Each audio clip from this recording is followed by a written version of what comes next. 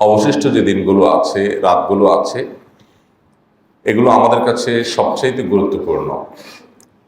প্রতিটা দিন, প্রতিটা মুহূর্ত, প্রতিটা ক্ষণ আমাদের কাছে অনেক মূল্যবান। এক একটা দিনকে আমরা হাজার মাস, অর্থাৎ ৮৩ বছর ৪ মাস, এটা হয় হাজার মাসের সমপরিমাণ। তো এই ৮৩ বছর ৪ মাসের চাইতেও ভ্যালুয়েবল এক একটা রাত। শেষ দশকের বেজোড় রাতগুলোতে বিশেষভাবে লাইলাতুল কদর হওয়ার সম্ভাবনা থাকে। নবী করিম সাল্লাল্লাহু আলাইহি সাল্লাম আমাদেরকে নির্দেশ করেছেন, তাহাররাউ লাইলাতুল কদরি ফিল বিদরি মিনাল আশরিল আওয়াখির মিন রমাদান। রমজানের শেষ দশকের বেজোড় রাতগুলোতে তোমরা লাইলাতুল কদরের আশায় ইবাদত করো। কোন রাতে লাইলাতুল কদর হবে সেটা একমাত্র আল্লাহ তাআলা ভালো জানেন। পৃথিবীর এক এক প্রান্তের মানুষের জন্য বেজোড় রাত এক এক হিসেবে হতে পারে। চাঁদ আগে পরে দেখা যায় ভৌগোলিক কারণে।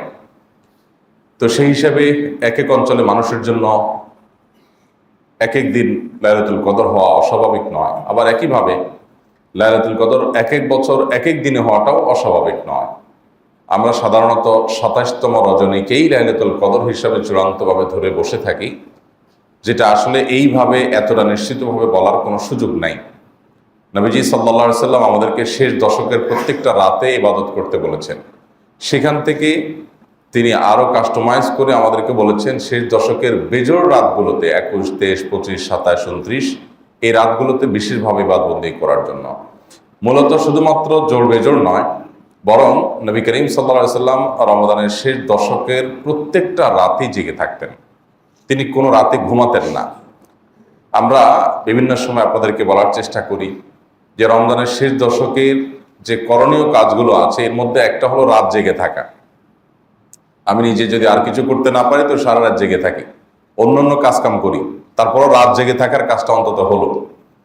শেষ দশকের এই দিনগুলো এবং এই রাতগুলো নবী করিম সাল্লাল্লাহু আলাইহি সাল্লামের জীবনে ইবাদতের জন্য সবচেয়ে গুরুত্বপূর্ণ ছিল। কানা ইয়াজতাহিদু ফীহি মা লা ইয়াজতাহিদু ফী গায়রি। তার সারা জীবনে ইবাদতের জন্য যত সাধনা করতেন, আমরা জানি হেরা গুহায় তিনি গিয়ে নির্জনে আল্লাহ রাব্বুল আলামিনের ইবাদত করতেন, আল্লাহর কাছে দোয়া প্রার্থনা করতেন।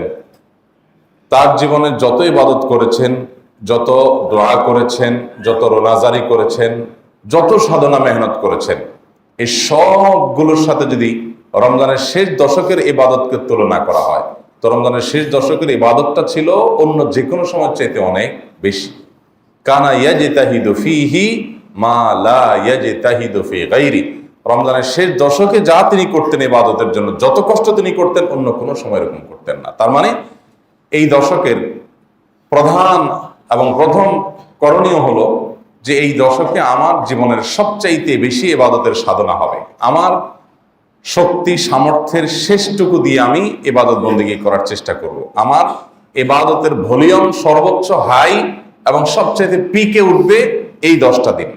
সেটা আমার দিনে হবে, সেটা আমার রাতে হবে, সেটা আমার চলাফেরায় হবে, সেটা আমার লাইফস্টাইল, সেটা আমার দৈনন্দিন রুটিন, সবকিছুতে তার একটা ছাপ, তার একটা আলামত এটা পড়বে।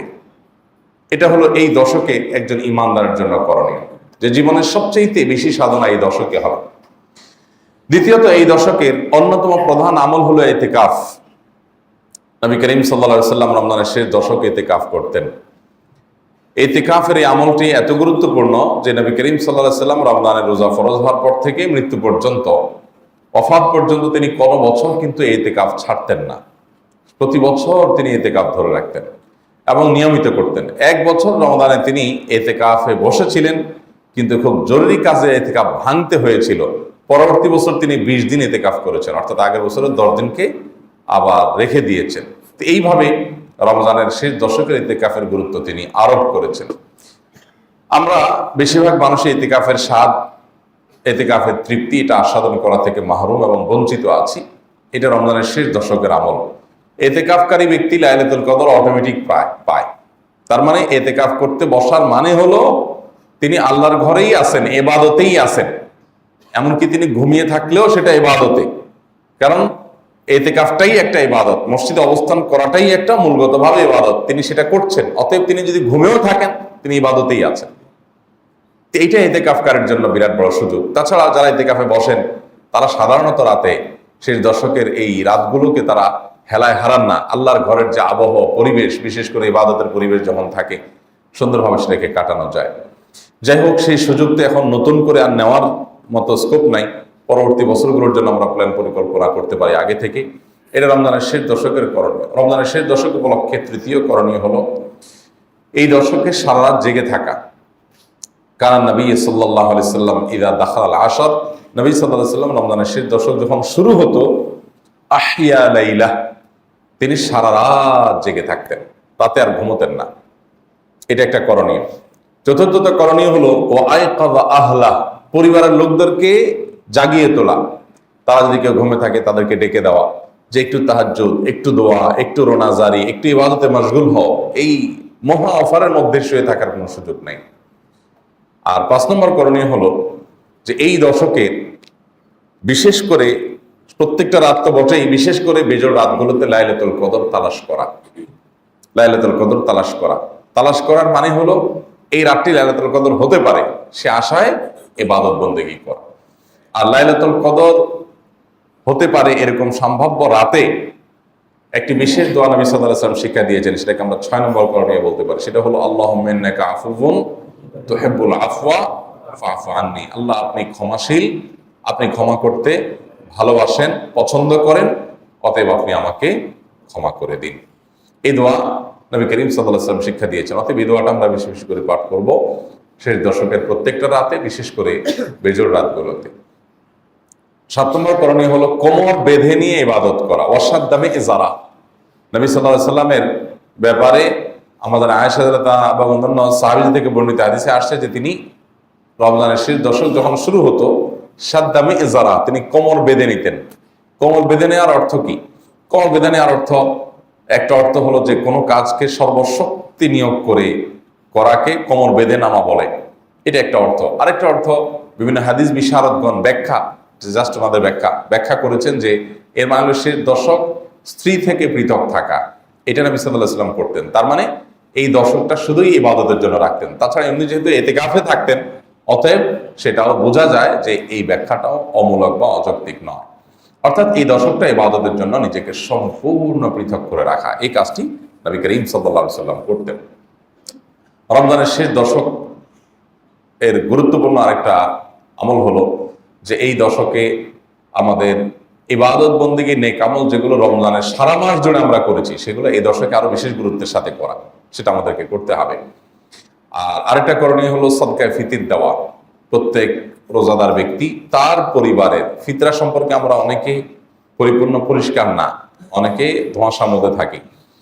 সদকায়ে ফিতির এটা একটা পরিবারের কর্তা যিনি, তিনি তার পরিবারের সকল সদস্য যারা তার একান্নভুক্ত, যাদের ভরণ পোষণ তিনি দিচ্ছেন, এটা তার অধীনে, তারা সবার তরফ থেকে, তাদের সবার তরফ থেকে পরিবারের কর্তা যিনি উনি দিবেন। আপনি আপনার স্ত্রী, আপনার সন্তান সন্ততি, এমনকি দুধের বাচ্চা, সবার হেড কাউন্ট করে সবার তরফ থেকে আপনি ফিতরা আদায় করবেন। ফিতরাটা কি? ফিতরাটা হলো নবী করিম সাল্লাল্লাহু আলাইহি ওয়াসাল্লাম বলেছেন, এটা তুহরাতান লিস-সাইমি আনিল লাগবি ওয়ার রাফাস ওয়া তু'মাতান লিল মাসাকিন। এটা হলো রোজাদার ব্যক্তির রোজা রাখতে গিয়ে যে আমাদের ভুল ত্রুটি হয়, আমাদের যে ত্রুটি বিচ্যুতি হয়, আমাদের যে আপনার অহেতুক কথা বলা হয়, এইসব কাজগুলো থেকে রোজাকে রিফাইন্ড করা, এসব কাজগুলো থেকে রোজাকে পরিচ্ছন্ন করা, এই কাজটা সদকায়ে ফিতির করে, সেজন্য সদকায়ে ফিতির দেওয়া। আর আরেকটা সদকায়ে ফিতিরের উদ্দেশ্য হলো তুহমাতাল লিল মাসাকিন, মিসকিনদের খাদ্য দান কর্মসূচি।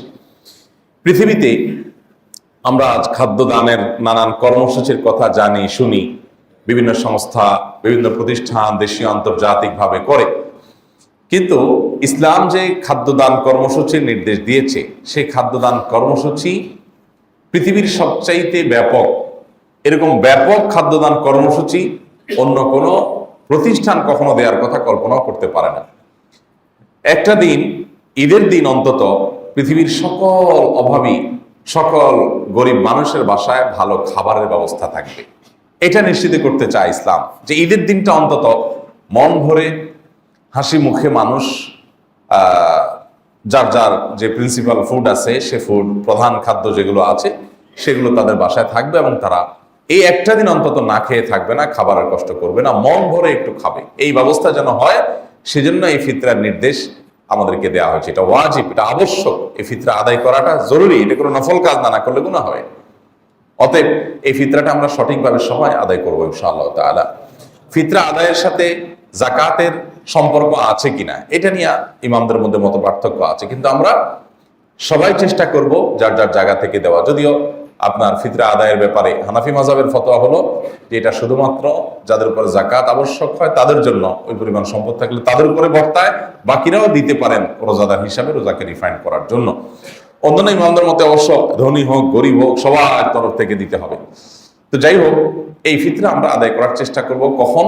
এটা হবে চাঁদ উঠার পর, ঈদের চাঁদ দেখা যাওয়ার পর থেকে নিয়ে আপনার ঈদের নামাজের আগ পর্যন্ত, এই সময়টাতে। আমরা ছোটবেলায় দেখেছি আমাদের মা চাচিরা ফিতরার টাকা রেখে দিতেন, রেখে দিয়ে 2 টাকা 2 টাকা করে দিতেন, এবং 2 টাকা 2 টাকা করে, তখন টাটকা নোট 2 টাকার নোট থাকতো, 1 টাকার নোট থাকতো, 1 টাকা 2 টাকা করে দিতেন, এবং এটা রেখে দিতেন যে গরিব আরো আসবে, ঈদের দিন দুপুরে কিছু আসবে, বিকালে কিছু আসবে, তাদেরকেও দিতে হবে, এই জন্য সব দিতেন না। তো এইভাবে দিলে ফিতরা আদায় হবে না, এটা ওনারা জানতেন না, ভুল পদ্ধতিতে ফিতরা দিতেন। নবী করিম সাল্লাল্লাহু আলাইহি ওয়াসাল্লাম বলেছেন, ফামান আদ্দাহা ক্বাবলা সালাতি ফাহিয়া সাদাকাহ মাকবুলা, যে ব্যক্তি ঈদের নামাজের আগে ফিতরা আদায় করবে সেটা ফিতরা হিসাবে গ্রহণযোগ্য হবে আল্লাহর কাছে। ওমান আদ্দাহা বা'দা সালাতি ফাহিয়া সাদাকাতুম মিনাস সাদাকাত, আর যে ব্যক্তি ঈদের নামাজের পরে ফিতরা দিবে সেটা জেনারেল ডোনেশন হয়ে যাবে, এটা ফিতরা হবে না, আপনার ফিতরার ভূমিকা ওইটা রাখবে না। অতএব ঈদের নামাজের আগে দিতে হবে। দেখুন ইসলামের সৌন্দর্য, ঈদের নামাজের আগে কেন, পরে হলে সমস্যা কি? এমন ইসলাম চায় আপনি আমি, আমাদের যে আনন্দ আছে, আমাদের যে ভোগ আছে, আমাদের যে উৎসব আছে, আমাদের যে উল্লাস আছে, আমাদের যে ফুর্তি, এটা করবার আগে আমি অন্তত এক বা একাধিক পরিবারের হাসি এবং আনন্দের ব্যবস্থা করে তারপর আমি হাসবো। এ হলো ইসলামের নির্দেশনা। আমি একটা গরিবের বাসায় খাবার পৌঁছাই দেব, সেই খাবার, সেই খাদ্য তাদের আনন্দের কারণ হবে, দেন আমি ঈদগাহে যাব। কারণ ঈদের পূর্ণতা, ঈদের আনন্দ, এটা 16 কলায় পরিপূর্ণতা পায় কখন? ঈদগাহে যাওয়ার পর। ঈদগাহে যাওয়ার পর ঈদের নামাজ পড়লেন, এটা হলো ঈদের আনন্দ পূর্ণ মাত্রায় পাওয়া। এই ঈদের আনন্দ পরিপূর্ণ মাত্রায় আপনি করবেন, তার আগে অভাবী পরিবারের মুখে হাসি ফোটাবেন। অর্থাৎ আপনি ভোগ করেন, এই দিনটা আপনাকে ভোগ করার জন্য আল্লাহ তাআলা দিয়েছেন। এটা ইয়াউমু আকলিন ওয়া শুরব, এটা খাওয়া এবং পান করার দিন, আনন্দ করার দিন। আপনি খান, হালাল খাবার খান, হালাল পানীয় পান করেন, এটার জন্য এই দিনটা আল্লাহ তাআলা আপনাকে দিয়েছেন। বাট আপনার আনন্দের আগে, আপনার ভোগের আগে ইসলাম আপনাকে ত্যাগের শিক্ষা দিয়েছে। ঠিক একই কথা ঈদুল আজহাতেও। ঈদুল আজহাতে আল্লাহ তাআলা সে সম্পর্কে বলেছেন, ফাকুলু মিনহা ওয়া তা'মুল কানিআ ওয়াল মুতাররা। কোন আয়াতে আসছে ওয়া তা'মুল কাইসাল বাইসাল ফাকির, তোমরা কুরবানির পশুর গোশত নিজেরা খাও এবং গরিব অভাবীদেরকে দাও। দেখুন, সাধারণ যে উৎসবগুলো আছে, এই উৎসবগুলোর সাথে ইসলামের উৎসব, ধর্মীয় উৎসবের পার্থক্যের একটা বড় জায়গা এখানে তৈরি হয়ে যায়। সাধারণ উৎসবগুলোতে শুধু ভোগ আছে, কোনো ত্যাগ নাই। ইংরেজি নববর্ষ উদযাপন, এখানে কোনো ত্যাগের মহিমা আছে? যে এই দিন উপলক্ষে গরিবদের মধ্যে খাবার বিলাও, পোশাক বস্ত্র বিতরণ করো, এরকম কিছু আছে? কি আছে? টাকা পয়সা থাকলে আতশবাজি কিনো, পটকা কিনো, কিনে এগুলো ফুটাও, ফানুস উড়াও। আর যাদের আরো বেশি পয়সা আছে তারা হোটেলে চলে যাও, বারে চলে যাও, তারা ক্লাবে চলে যাও, পার্টি টাটি করো, উম্মাতাল জীবন যাপন করো, উন্মাদনা করো, ভোগ করো। এই পৃথিবীটা এমনিতে যে পরিমাণ ভোগবাদের দিকে চলে গেছে, যে পরিমাণ মানুষ স্বার্থপরতার দিকে চলে গেছে, এই লাগাম যদি টেনে ধরা না হয় তাহলে এটা ইতিমধ্যে মনুষ্যত্বের গণ্ডি পেরিয়ে পশুত্বকে হার মানানোর প্রতিযোগিতা আমরা অবতীর্ণ হয়ে গেছি। নীতি, নৈতিকতা, আদর্শ সব দিক থেকে শেষ। এই সময় এসে আমরা অনেকে মনে করি যে ধর্মটা আমাদের জীবনে বোধহয় খুব বেশি প্রাসঙ্গিক বিষয় না, এটা বোধহয় আমাদের জীবনের 4 সাবজেক্টের মতো। অথচ আজকের পৃথিবীর বাস্তবতা, ধর্মটা আমাদের জীবনের সবচেয়ে গুরুত্বপূর্ণ অনুষঙ্গ হওয়া উচিত। অন্য যে কোনো সময় চাইতে দিন এবং ইসলামের চর্চার গুরুত্ব এখন আরো অনেক বেশি। কারণ মানুষ ইতিপূর্বে এতটা স্বার্থপর ছিল না, এতটা মোরালিটিহীন, এতটা নীতিনৈতিকতাহীন, এতটা আদর্শহীন, এতটা আদর্শ বিবর্জিত, এতটা স্বার্থান্ধ, এতটা পশুর মতো শুধু ভোগবাদী ছিল না পৃথিবীতে মানুষ। যে জায়গায় আমরা দাঁড়িয়ে আছি, একটা শিশু পর্যন্ত স্বার্থপরের মতো আচরণ করে, একটা কিশোর পর্যন্ত আজ ভোগে উন্মাতাল থাকতে চায় এবং সেটা করতে গিয়ে উচ্ছন্নে চলে যায় এবং অবক্ষয়ের একেবারে তলানিতে গিয়ে আমরা ঠেকেছি। নারী বলুন, পুরুষ বলুন, সন্তান বলুন, বাবা মা বলুন, কিশোর বলুন, তরুণ বলুন, ছেলে বলুন, মেয়ে বলুন, কারোর মধ্যে যেন কোনো প্রকার মনুষ্যত্ব নেই। মনুষ্যত্ব যেন সব জায়গা থেকে হারিয়ে যাচ্ছে। এরকম ভয়ঙ্কর একটা সময় আমরা পার করছি। এই সময়টাতে ইসলামের চর্চা, ধর্মের চর্চা আমাদের জীবনে আরো প্রাসঙ্গিক। আমাদের সন্তানদেরকে যদি মানুষ বানাতে চাই, আমাদের বাবা মাকে যদি আদর্শ বাবা মা বানাতে চাই, আমাদের শিক্ষকদেরকে যদি আদর্শ শিক্ষক বানাতে চাই, আমাদের শিক্ষার্থীদেরকে যদি আদর্শ শিক্ষার্থী বানাতে চাই, আমাদের তরুণদেরকে যদি আদর্শ তরুণ বানাতে চাই, তাহলে এই সমাজে দিন চর্চার, ইসলাম চর্চার বিকল্প কোনো পথ আমাদের সামনে খোলা নাই। বহু এক্সপেরিমেন্ট করা হয়েছে, বহু পরীক্ষা নিরীক্ষা করা হয়েছে, এটা করে সেটা করে। এগুলো কোনটা মানুষকে নৈতিক, নীতিবান, সত্যিকারের মানুষ, সত্যিকারের আল্লাহভীরু, সত্যিকারের বিনয়ী, সত্যিকারের পরোপকারী, সত্যিকারের আত্মত্যাগকারী, সত্যিকারের আত্ম উৎসর্গকারী এরকম মানুষে কখনো বানাতে পারেনি। কোনো এক্সপেরিমেন্টেই করা যায়নি। এটার একমাত্র পথ হলো দ্বীন এবং ইসলামের পথে ফিরে আসা, আর কোনো পথ খোলা নেই। আপনি নবী করিম সাল্লাল্লাহু আলাইহি সাল্লামের জীবনে দেখেন, পৃথিবীর ইতিহাসের সবচেয়ে জঘন্য, সবচেয়ে বর্বর যে মানুষগুলো ছিল মক্কার, যারা নিজের সন্তান মেয়ে হলে তাকে জীবন্ত পুঁতে ফেলতো এবং হেন কোনো অন্যায় অনাচার নেই যে অনাচারকে সামাজিকভাবে প্রতিষ্ঠা করে নাই তারা। এরকম জাহিলি যুগে একটু একজনের কূপ থেকে একজনের ওট আরেকজনের ওটের আগে পানি পান করে ফেলেছে। জাস্ট এই কারণকে ঘিরে যুগ যুগ ধরে, শতাব্দী ধরে তারা যুদ্ধ বিগ্রহ করত এবং সন্তান হলে যুদ্ধের কাজে লাগানোই তাদের মূল কাজ ছিল।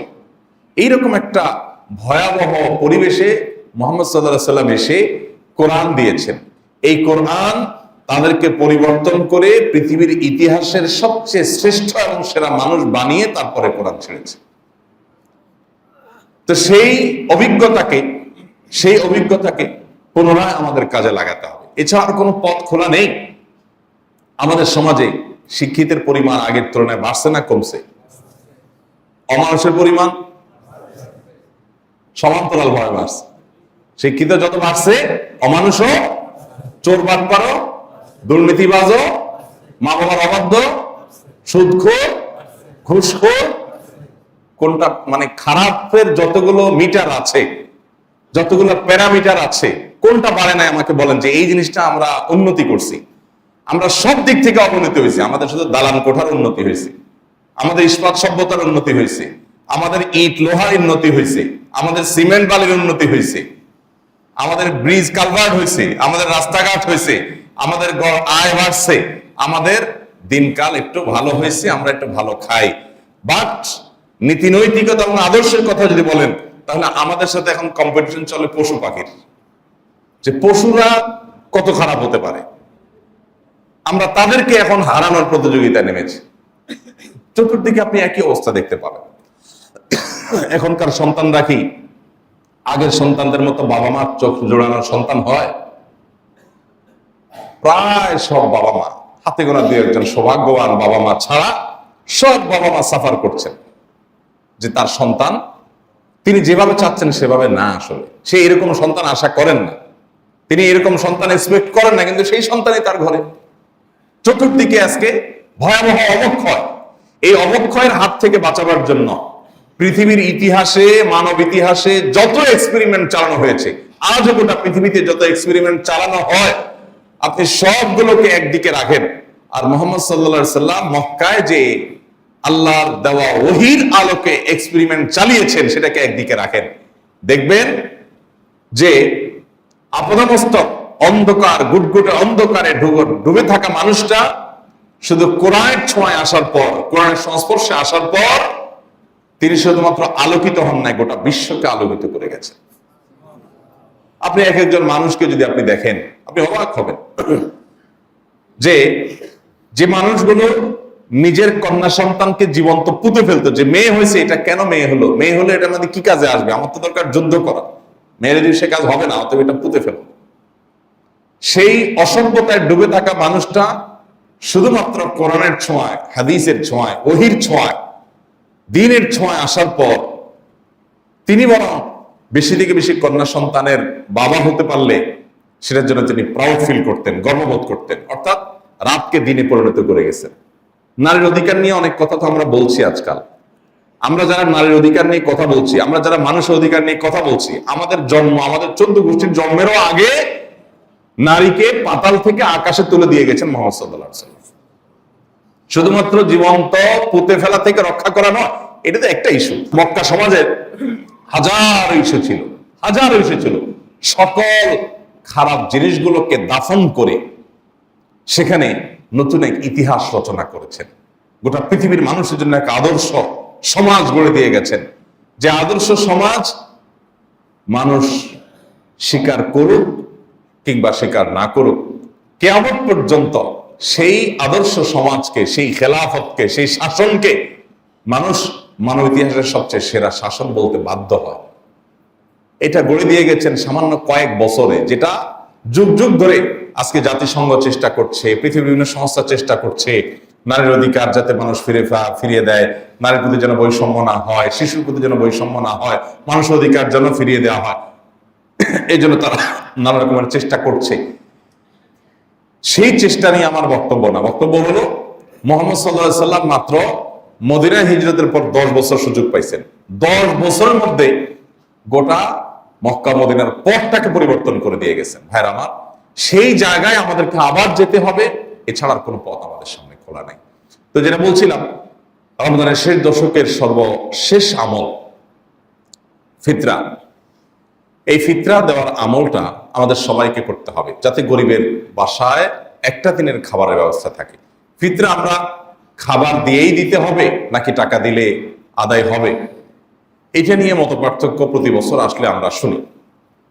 নবী করিম সাল্লাল্লাহু আলাইহি ওয়াসাল্লাম এটাকে খাদ্য দান কর্মসূচি বলেছেন, এটাকে খাদ্য বিতরণ কর্মসূচি বলেছেন, তু'মাতাল লিল মাসাকিন বলেছেন। এটা খাদ্য বিতরণ কর্মসূচি। সেই হিসাবে আপনি যদি সরাসরি খাদ্য দেন আর তাতে যদি গরিবের উপকার হয় তো আলহামদুলিল্লাহ, সেটা সরাসরি হাদিসের উপর আমল হলো। তবে খাদ্য না দিয়ে আপনি যদি খাদ্য কেনার টাকা দিয়ে দেন, যেহেতু খাদ্যের মধ্যে বিভিন্ন আইটেম আছে, বিভিন্ন নিড আছে, সে তার প্রয়োজনীয় জিনিসটা কিনে নিতে পারবে। আপনি হয়তো চাল দিবেন, চাল হয়তো তার বাসায় আছে, তার দরকার একটা মুরগি। আপনি হয়তো তাকে চাল দিবেন, তার বাসায় হয়তো চাল আছে, তার দরকার হলো অন্য কোনো কিছু, তেল। তাহলে সেক্ষেত্রে টাকা দিলে তার প্রয়োজনীয় খাদ্যটা যেন সে কিনে নিতে পারে, খাদ্যের মূল্যটা দিয়ে দিলে তিনি যেন কিনতে পারে প্রয়োজনীয় খাদ্যটা, এটাতেও ফিতরা আদায় হবে। এবং এটা অনেক ইমামদের মত, যদিও অনেক ইমামরা এর সাথে রেফার করেছেন, কিন্তু এগুলো নিয়ে আমাদের খুব বেশি কেওয়াজ বাঁধানোর কিচ্ছু নেই। আপনি খাদ্য কিনে দেন। আমি সাধারণত যেটা করি প্রতি বছর, জাস্ট অভিজ্ঞতা শেয়ার করা, আমরা চাইলে আমল করতে পারি, যে কোন একটা গরিব পরিবারকে বাদ বেছে নিয়ে সেই পরিবারে যা যা মূল খাদ্য আছে, হয়তো ধরুন 10 কেজি চাউল, 2টা মুরগি, কিছু সেমাই, কিছু চিনি, যা যা ঈদের দিন একটা পরিবারে লাগে, 1-2 কেজি আতপ চাল, সবকিছু কিনে একটা পরিবারকে সম্পূর্ণ কমপ্লিট একটা প্যাকেজ দেওয়া। ইসলাম আপনাকে এটা বাধ্য করে না, এটা নিজে থেকে আপনি আরো বাড়িয়ে দিলেন, যাতে করে একটা পরিবার ঈদের দিন খুব আনন্দ করে খেতে পারে। এই সুযোগ আছে। এখন আমরা ফিতরা টাকা দিয়ে দিলে আদায় হবে কিনা, নাকি খাদ্যই দিতে হবে, এটা নিয়ে আমরা বিশেষ করে যেইভাবে কড়াকড়ি করি এবং যেভাবে বাড়াবাড়ি করি, এটা কোনো কোনো ক্ষেত্রে সীমালঙ্ঘনের পর্যায়ে চলে যায়। এটা আমাদের করা উচিত না। যেখানে ইমামদের, ফকিহদের, মুস্তাহিদগণের একাধিক গবেষণা আছে, একাধিক মত আছে, এবং বিশেষ করে দানের ক্ষেত্রে একটা গুরুত্বপূর্ণ মূলনীতি হলো গরিবের জন্য কোনটা বেশি উপযোগী সেটা মাথায় রাখা। আমি সৌদি আরবে দেখেছি, সেখানে সাধারণত সবাই খাদ্য দিয়েই দেয়, নগদ টাকা দিয়ে দেওয়ার কালচার নাই, কারণ সেখানকার উলামা ইকরামের ফতোয়া হলো নগদ টাকা দিয়ে আদায় করলে ফিতরা আদায় হবে না। তো যার কারণে তারা খাদ্য দিয়েই দেয় সবাই। এই খাদ্য দিয়ে দেওয়ার ফলে যেটা হয়, চাউলের বস্তা থাকে 3 কেজির, বিভিন্ন প্যাকেজ থাকে, একটা ফ্যামিলির কয়জন মেম্বার সেই অনুযায়ী প্যাকেজ করা থাকে। সকল সুপার শপে রমজানের শেষের দিকে, শেষ 10 দিন এসে এই ফিতরার চাউল ভরে যায় সব দোকানগুলোতে, মানুষ কিনে কিনে সেগুলো দেয়।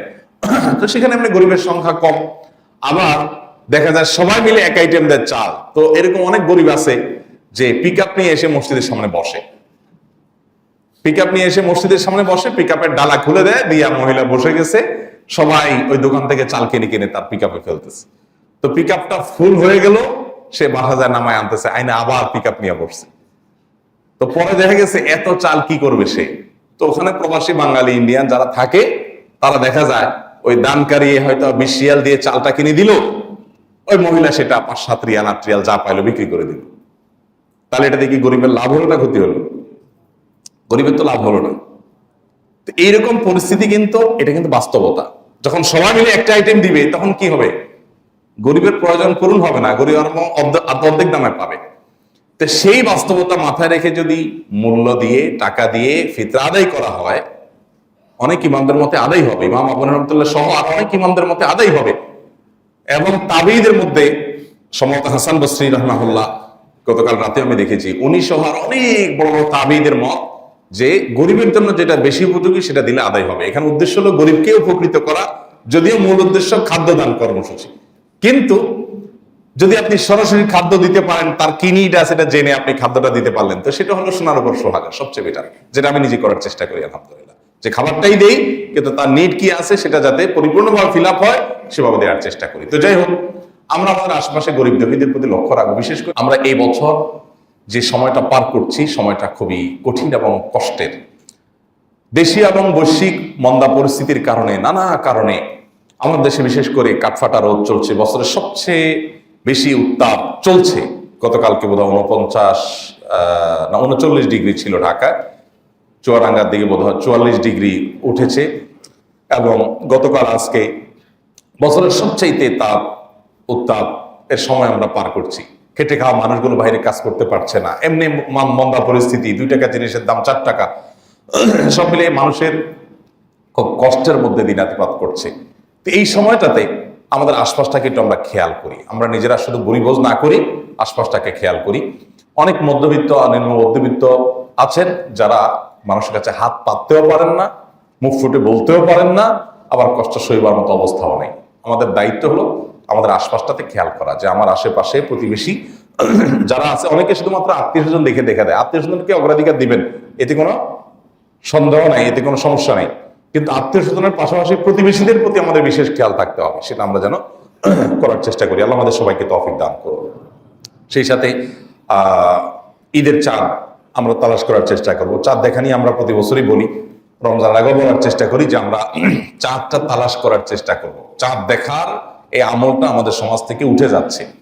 নবী করিম সাল্লাল্লাহু আলাইহি ওয়াসাল্লাম বলেছেন, সুমু লিরুইয়াতিহি ওয়া আফতিরু লিরুইয়াতিহি, তোমরা চাঁদ দেখে রোজা রাখবে আর চাঁদ দেখে ঈদ উদযাপন করবে। এখন চাঁদ দেখা দেখি আছে, এই যে ভূমিপল্লীতে আপনারা মানে 29শে রমজান সন্ধ্যায় পশ্চিম আকাশে চাঁদ খুঁজতেছে, এরকম দৃশ্য দেখেন খুব একটা?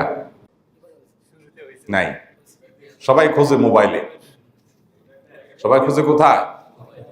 সেটা মাগরিবের নামাজের পরে ইত্যাদি করে মাগরিব পরে, এরপরে মোবাইলে খোঁজে, ফেসবুকে। তো চাঁদ দেখায় কি ছিল? চাঁদ কি ফেসবুকে ওঠার কথা? চাঁদ তো উঠবে আকাশে, তো খুঁজবো আমরা আকাশে, কিন্তু আমরা খুঁজছি মোবাইলে।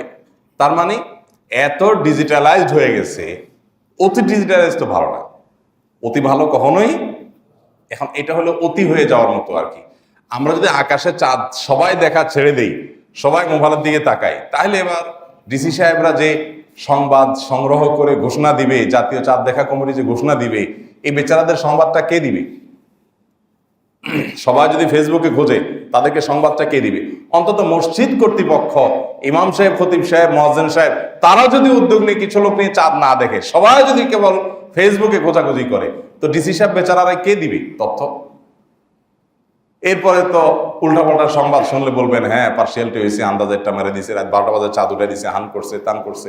সমালোচনা তো আমরা সবাই করি, কিন্তু চাঁদ আমরা কয়জন তালাশ করি? অথচ চাঁদ দেখা আমাদের সবার দায়িত্ব না?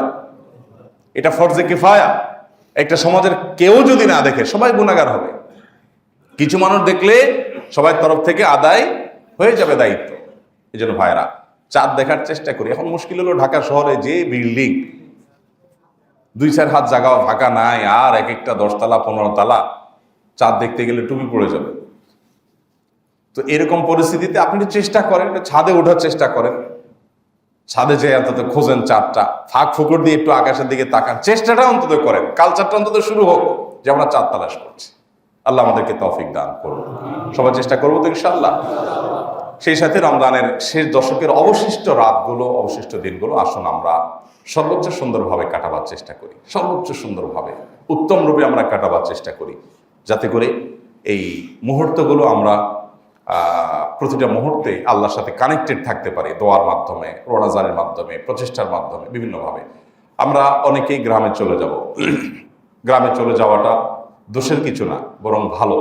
আত্মীয় স্বজন, প্রিয়জন, নিজের নারীটা পোতা আছে, সেই জায়গায় যাওয়া দরকার আছে, মানুষদের সাথে আন্তরিক হওয়ার দরকার আছে। যদিও যে কি হবে, সামনের জুমা আমরা ইনশাল্লাহ পাবো আশা করি। সামনের শুক্রবার 29 রমজান হবে না? তাহলে ইনশাল্লাহ সামনের জুমা আমরা এই বিষয়ে বিস্তারিত কথা বলবো যে এখন কি ঈদ, এটা কি আমাদের পারিবারিক এবং সামাজিক বন্ধনের কাজ করে, নাকি আমাদের ফেসবুক ইত্যাদি ঘাটাঘাটির একটা টাইম মানে বেশ রিল্যাক্স মোডে আমরা পাই। মানে এটা কোন পারপাসটা সার্ভ করে, এটা বোধহয় আমাদের নতুন করে ভাবার দরকার আছে। এখন তো ঈদের যে চিত্র, আপনার বাসা বলেন আর আমার বাসা বলেন, আপনার গরিবের বাসা বলেন আর ধনীর বাসা বলেন, শহর বলেন আর গ্রাম বলেন, সব জায়গায় চিত্র একটাই, সবাই মোনাজাতে আছে। কি নিয়ে মোনাজাত? মোবাইল নিয়ে মোনাজাতে আছে। মোবাইল ধরতে 2 হাত বেশিরভাগ ক্ষেত্রে ব্যবহার করে মা, তো মোনাজাতের মতোই লাগে। এই মোবাইলের মোনাজাত, এই মোনাজাতে ঈদের দিন পার হয়ে যায়, সকাল পার হয়, সন্ধ্যা পার হয়, কোনো খবর নাই। আমরা যে কি ভয়াবহ একটা জায়গায় চলে যাচ্ছি, আমি জানি না কোথা থেকে শুরু করা যায়, কে শুরু করবে, কিন্তু শুরুটা করা উচিত আমার মনে হয়। আমরা একটা অটিস্টিক একটা সমাজে পরিণত হয়েছি। পুরো সমাজটা মানে সবাই যেন, আপনি আমি আমরা সবাই যেন অসুস্থ। সোজা কথা, এই যে ঈদ আসছে, কিসের ঈদটি? আমরা আমাদের ছেলেবেলা যে ঈদ পালন করছি, এখন পোলাপান, এখন ইয়াংরা, কিশোররা সেই ঈদের কথা স্বপ্ন চিন্তা করতে পারে না।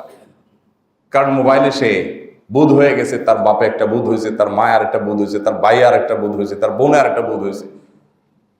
আর রান্না বাড়াটাও যদি মোবাইলে সারা যেত, তাহলে মহিলারা সারাদিন ওইটাই করত। ওই কাজটা যেহেতু মোবাইলে সারা যাচ্ছে না, ওইটা কোনো রকম একটু সেরে ঠেরে তারা মোবাইল নিয়ে আসে, ওই যে রাখা আছে খাও। তো এই অবস্থা থেকে আমাদের বেরিয়ে আসার জন্য সংগ্রাম শুরু করতে হবে। আমরা পরিবারগুলো থেকে, বাসাগুলো থেকে শুরু করতে হবে, কেউ না কেউ শুরু করতে হবে, এবং অন্যদেরকে উদ্বুদ্ধ করতে হবে যে ঈদের বন্ধে কোনো মোবাইল টিপি না, অপ্রয়োজনে মোবাইল টিপি না, আমরা একান্তে পরিবার পরিজনকে সময় দিব। তো যাই হোক, ঈদের বন্ধে আমরা যদি গ্রামে যেতে হয় যাব, কিন্তু গ্রামে যাওয়াটা যেন আমার এই শেষ দশকের ইবাদতে ব্যাঘাত সৃষ্টি না করে। সাফ কথা, আপনি এভাবে প্ল্যান পরিকল্পনা করবেন যে আপনার পথে, গাড়িতে, জ্যামে থাকলে, বাড়িতে গেলে আপনার এই দশকের ইবাদতে যেন কোনো প্রকার ছেদ না পড়ে। ঈদের বন্ধে আপনি মন খুশি করে সবাইকে সময় দেন, আড্ডা মারেন, কথা বলেন, হক আদায় করেন, কিন্তু এই দশকটা সেটার জন্য না। 27 রমজানে আমরা দেশের দিকে ছুটি, গ্রামের দিকে ছুটি, ঢাকা থেকে মানুষ ছুটে 28, 29, 30 এই দিনগুলো আর ইবাদতবন্দিগির কোনো টাইম নেই। কারণ দেশে গেলে অমুক তমুক, দেখা সাক্ষাৎ, হাসি তামাশা, ইফতার পার্টি, অমুকের বাড়িতে খাওয়া, বাস এগুলোতে আমাদের শেষ দিনগুলো চলে যায়। আমরা একটু সতর্ক থাকি, এটা যেন না হয়। আল্লাহ আমাদের সবাইকে সে তৌফিক দান করুন।